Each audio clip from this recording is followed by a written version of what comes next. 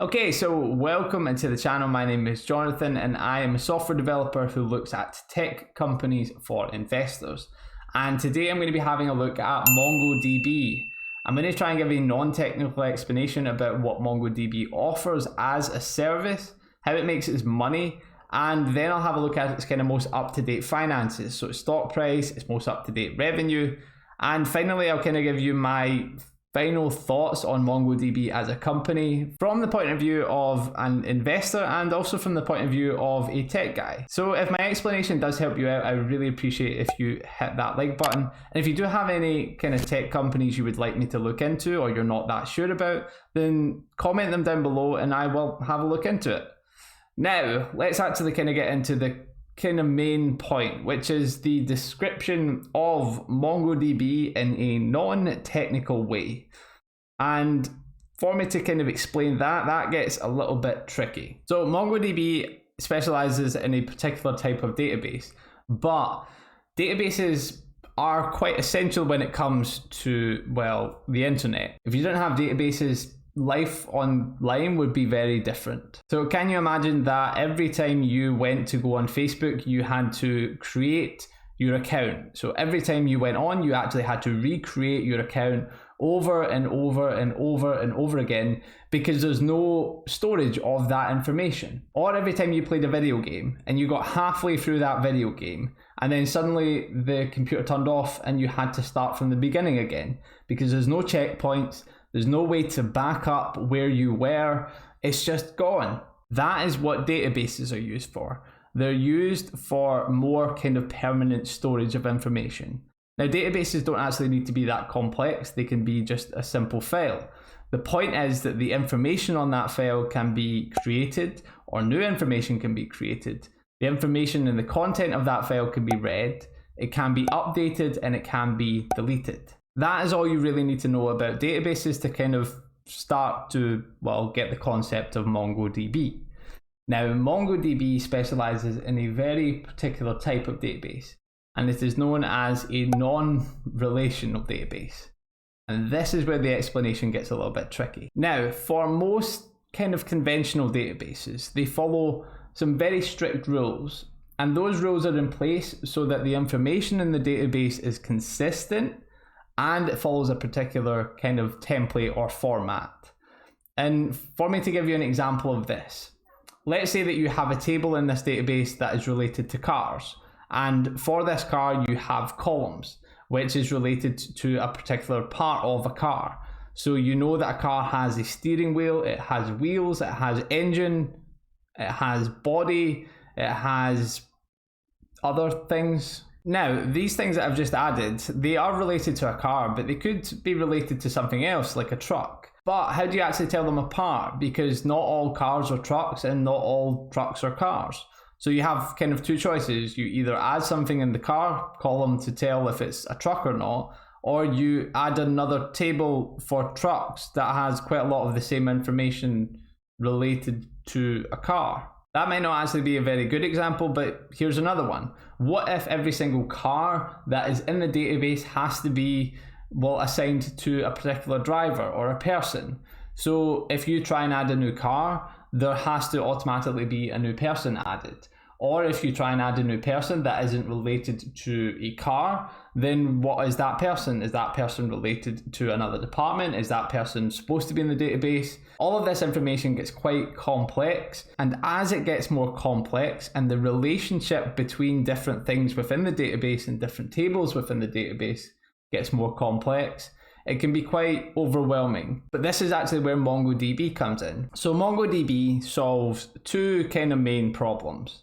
The first problem it solves is that it reduces the complexity. Because there's no strict rules in place, the information can be a lot more flexible, so that you don't actually have that kind of added complexity to it. But the second and probably the most important thing that it fixes is it also allows for kind of scalability, which is kind of where MongoDB comes from. It stands for humongous.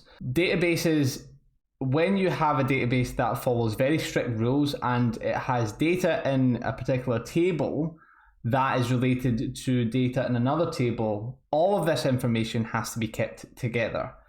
And that's a problem because as the company gets larger and this database starts to get bigger and bigger, if you are not able to separate the information in this database to multiple machines, once you reach that limit, and let's say, for example, that this database has a limit of 1,000 records or rows. Once you hit that limit, you either get a bigger machine that can store more information, or you find a very complex way to split it into different machines. And that's not actually that easy. But because MongoDB offers non-relational databases, where the information isn't highly coupled and related to one another, where you don't have tables that are dependent on information on other tables, you can just store all the information that you need in one particular row or record, and then you can separate that into another machine. And it's a lot easier to search that way.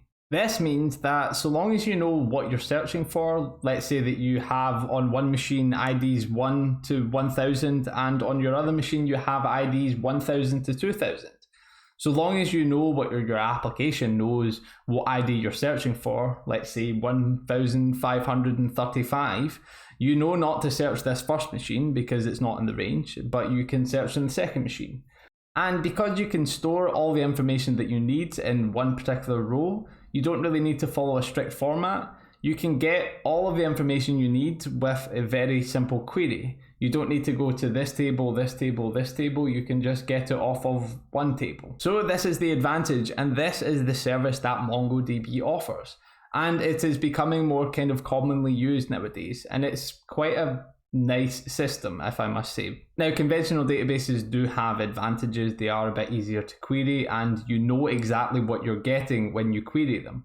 But most of the time you can kind of fix that programmatically. So for scale and dealing with a massive amount of data, non-relational databases are really good. That is probably as non-technical an explanation as I could give about, well, non-relational databases, because they are quite a complex thing when it comes to, well, if you don't understand databases at all, it's very hard to understand what a non-relational database is. If you don't know what a relational database is, then that's just like an extra layer on top of it. Now let's actually kind of get into the more financial side of things. The stock price, $311.2 per share.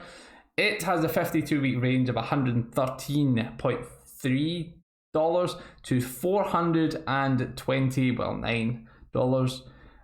Its market cap is about 19 billion, and its earnings per share were negative $4.53 per share, which isn't actually that great. Looking at it over its lifetime, it seems to have went public in the 16th of October 2017, and ever since then it's kind of just been progressively going up. I mean, it hit an almost high of like $430, and yeah, it seems like a pretty steady increase over the past while, except for now where it's had a bit of a dip. Here we have their most up-to-date, well, financial reports. So you can see for the fourth quarter fiscal 2021, their total revenue was 171 million, so it's up 38%. Their full year, their total revenue was 540.4 million, which is up 40% when you compare the year previous. So as of January 31st, 2021, they had 958.3 million in cash or cash equivalents. MongoDB's main product is a subscription service. So companies pay pretty much per what they use or how much of their databases they use and database services they use. So for 2021, they made 565.3.5 million. Comparing that to the year before, they had an increase in revenue by, well, about 165 million, give or take, which is pretty nice. And in terms of their services also went up a little bit as well. When you look at their cost of revenue and look at their subscription based and you compare their revenue to their cost of revenue in terms of subscription, they have quite a good margin in terms of that.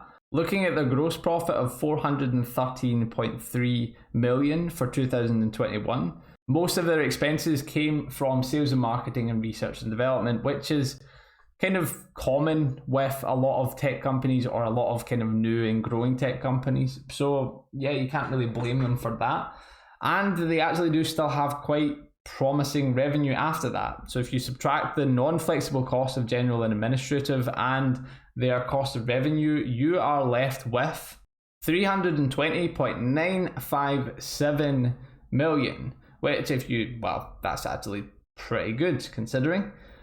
So they are kind of profitable if you were to subtract their sales and marketing and research and development, which companies like these kind of invest heavily in. So yeah, the revenue is quite promising. Although they are still running at a loss, I actually do quite like the concept behind MongoDB, and I do like the idea of using non-relational databases, but there is something to be said for using conventional databases. Non-relational databases, you have to use a service like MongoDB or DynamoDB, which is kind of costs, whereas most kind of smaller development teams will choose to use a kind of conventional database, especially when starting out, because it's not really that cost effective. Most conventional databases are, either free or very cheap compared to non-relational databases. And it's not really useful unless you have and are dealing with a massive amount of data and information. So for smaller development teams, non-relational databases are not really that practical. Relational databases that usually have more than enough kind of storage capacity for what a normal development team will be handling, and also the fact that it's predictable and you can kind of know what to expect. But as a company becomes larger and it has to deal with a lot more information from its users, then non-relational databases have an advantage. Non-relational databases are becoming a lot more popular just because they do offer quite a lot of flexibility. Teams and companies can plan for a massive amount of data without actually having to worry about whether the database is going to be able to handle it at some point. And they expect a lot of users, and that's okay, and that works. But if you know that you're only going to be dealing with like 1,000 users or 10 users or 100 users, then conventional databases are probably the way to go. But for companies that are going to be dealing with a lot of requests and having to store a lot of data, non-relational databases could be the way to go. From an investor's point of view, I do quite like the look of MongoDB. It's shown some pretty good revenue over the past year, and it's shown some pretty steady increases. And when you compare its kind of cost of revenue to its revenue and subtracting kind of the non-flexible costs, it still has quite a good margin. So MongoDB, being the largest non-relational database provider, could be a good option to be invested in. But this is all my opinion. This is not investing advice. Don't base any buying or selling decisions on the content of this video. But if you did enjoy this video, I would really appreciate if you hit that like button. And if you do like the content of this channel, please consider subscribing. Thank you very much for watching, and I will see you next time.